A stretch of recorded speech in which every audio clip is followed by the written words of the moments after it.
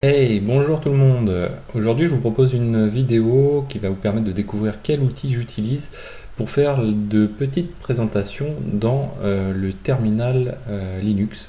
C'est un petit outil, je trouve ça un petit peu fun et quitte à faire du Linux et à faire du terminal quand on aime faire du terminal, bah, pourquoi pas avoir une présentation dans le terminal. Alors il existe d'autres outils, celui-ci c'est celui que j'ai trouvé le plus simple, mais c'est pas celui qui permet le plus d'options. Mais en tout cas, c'est suffisant pour faire des petites choses relativement sympas. L'autre intérêt, bah, c'est que c'est du Markdown, donc c'est quand même assez facile à consulter, même si on n'a pas l'outil. Donc, je trouve ça plutôt cool. En plus, bah, sachant que c'est du Markdown, c'est aussi utilisé par pas mal. Cette syntaxe-là est utilisée par pas mal d'autres outils, donc c'est plutôt assez sympathique. Donc, bien sûr, c'est quelqu'un qui a développé ça et qui a mis à disposition le code sur GitHub. Ça s'appelle MDP. Je vous mets le lien dans le script qu'on va voir ensuite. Euh, voilà, qu'est-ce qu'on a à dire d'autre? Donc sur le README, il va à l'essentiel. Donc il fait une petite démo, il explique comment installer l'outil, il explique sur quel distrib ça peut fonctionner, donc sur du Arch Linux, du Debian, FreeBSD, OS X, Ubuntu, autres, enfin bon, etc. Voilà, bon après, il n'y a pas grand chose d'autre dans le README, mais c'est suffisant.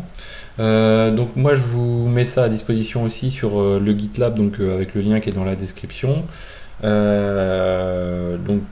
ce que je vous mets à disposition, c'est un répertoire MDP qui contient grosso modo le fork du dépôt qu'on vient de voir.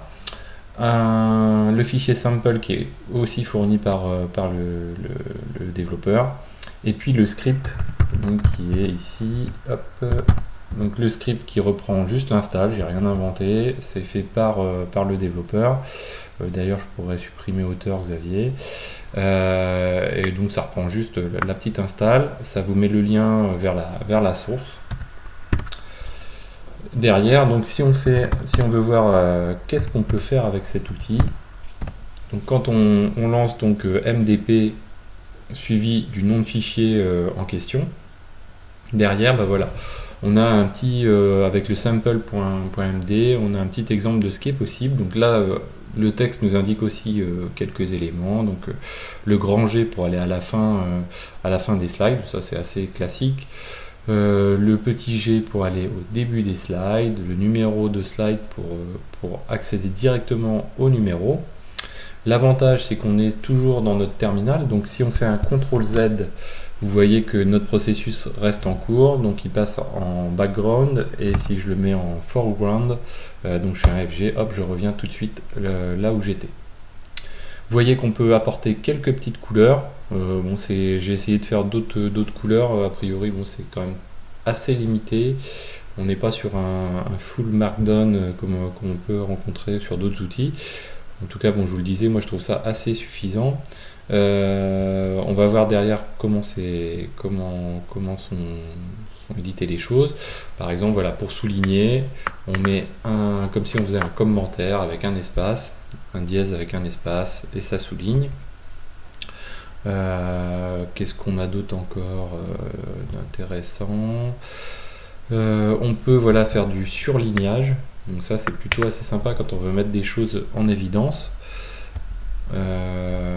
Ensuite, voilà, on peut faire des intégrations de texte, de code. Alors la meilleure intégration de code, c'est celle qu'on retient le plus facilement, c'est celle-ci. Moi je l'utilise à tout bout de champ, y compris lorsque je veux intégrer autre chose que du code.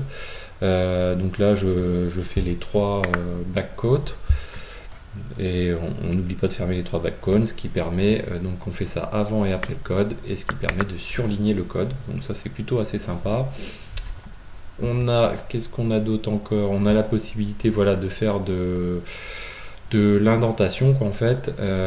Donc ça c'est assez sympathique aussi, de différentes manières. Donc vous voyez ici avec le chevron, double chevron, ça permet de faire de l'indentation mise en évidence. Ensuite, on a vu le surligné, la possibilité de mettre des couleurs avec l'étoile.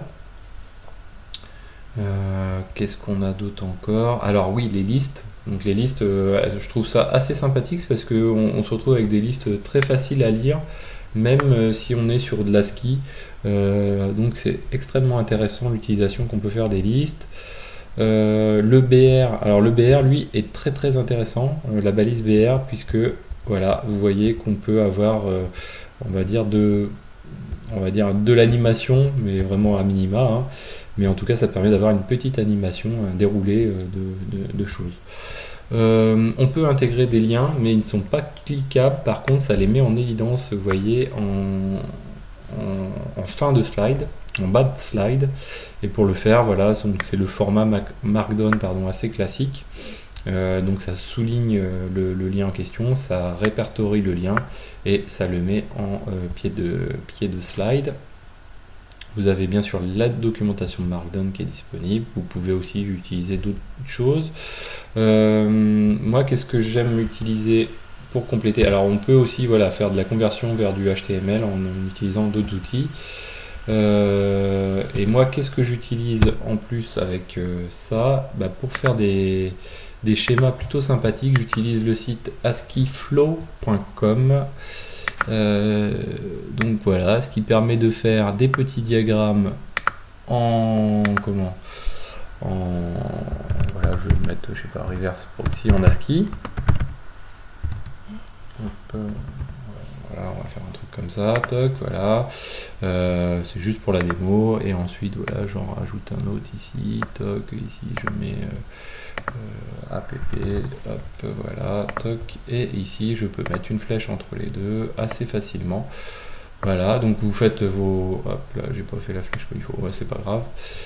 Hop, voilà, vous faites vos schémas comme ça, vous sélectionnez à l'aide, donc là, à l'aide de la flèche qui est ici, on peut déplacer comme on veut l'ensemble, mais on peut aussi donc le sélectionner. Donc si c'est vraiment l'outil de sélection, la flèche, et on copie ici, toc. Donc là je fais un copier-coller.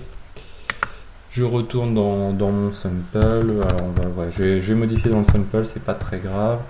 Et on va faire ça, on va dire au tout début. Hop, voilà. Alors je me suis aperçu que le mieux c'est de les mettre en triple backcode. Voilà, toc.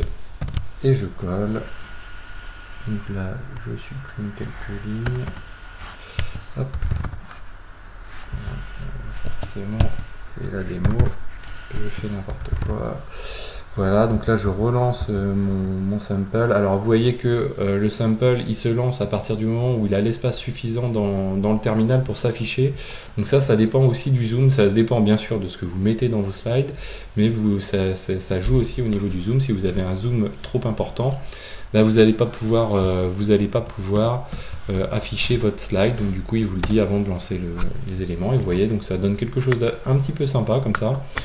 Voilà, donc c'est quelque chose que je voulais vous présenter. Je vous mets tous les liens, le lien dans la description vers cet outil. Et n'hésitez pas à le partager, à le faire connaître autour de vous, parce que je pense que c'est méconnu et ça peut être très sympathique pour quelqu'un qui aime Linux. Et je vous dis à très bientôt sur Xavki.